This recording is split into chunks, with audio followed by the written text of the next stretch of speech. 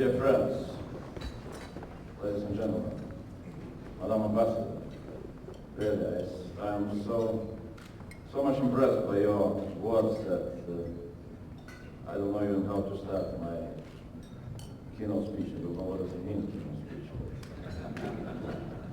Sorry.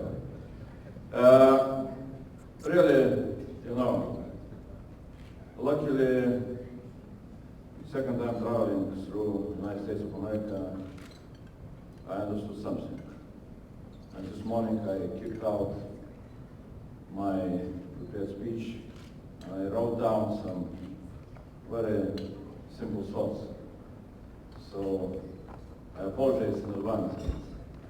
Maybe it will not be a very precise and very exact language, but it will come from my heart. So, but at the beginning, I would like to say very simply that let me congratulate US Baltic Foundation with 20 years anniversary.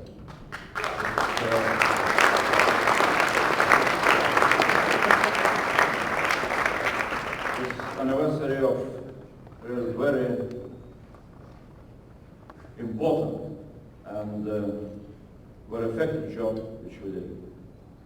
And because it so happened that Madam Ambassador started from history and we're celebrating 20 years anniversary of US Baltic Foundation. So let me start from giving some thoughts about history, and then I shall switch maybe a little bit to the future. Dear friends, as you understand, I am still a very young person.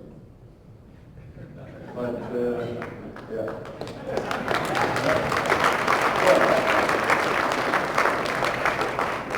No, but when I'm looking into my passport, it appears that I was born 53 years ago, back in 1956. So I was born 11 years after Second World War was over, and just 3 years after military resistance in Lithuania against occupation, so-called guerrilla war, ceased to exist because of bloody Russia of Soviet regular army. So, in addition to that, 6 years before I was born, Schuman Declaration was announced, which proclaimed the future of United Europe.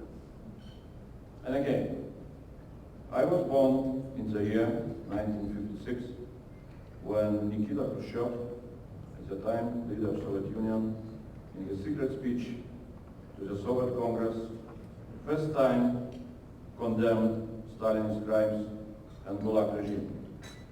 Tens of thousands of Gulag prisoners, Lithuanians, Latvians, Estonians, and also representatives from other nations, who managed to survive in Siberia, started to return. And I was born 5 years before the real Berlin Wall was built in the city of Berlin back in 1961. So that is what I can say about the time when I was born and started to grow up. When I grew up a little bit and became a schoolboy, I learned from my dad how to listen to Voice of America radio. And I learned some simple truths, which was a little bit different from what we were taught in our Soviet school. A little bit. First of all, I learned that the socialism perhaps is not the best system in the world. In the school, in textbooks, it was different. I learned also that there are people in my own country and neighboring Baltic countries who were brave enough to oppose openly the Soviet regime, not being afraid of a brutal persecution. And I learned also that there are thousands and thousands of Lithuanians, Latvians and Estonians who were living and are living in the United States of America and in other countries of the free world, and who permanently, loudly, and with a strong power of love to their motherlands, were demanding non-recognition and freedom for our countries. And of course, I learned from Voice of America that your presidents, your administrations, your governments, always were strong enough to continue this policy of non-recognition and were smart enough in building strong capacity of nuclear arms, which Soviets at the end were not able to match and collapsed. When I grew up a little bit more and became a little bit more older and was in my 30s, just exactly 20 years ago, still being a serious physicist with a young family and kids, I saw how the Berlin Wall collapsed. As Madame Ambassador said, told I was a member of independence movement, of Soviet movement, and for me it was clear that Soviet Union is collapsing, first of all because of what you were able to achieve here in the United States of America.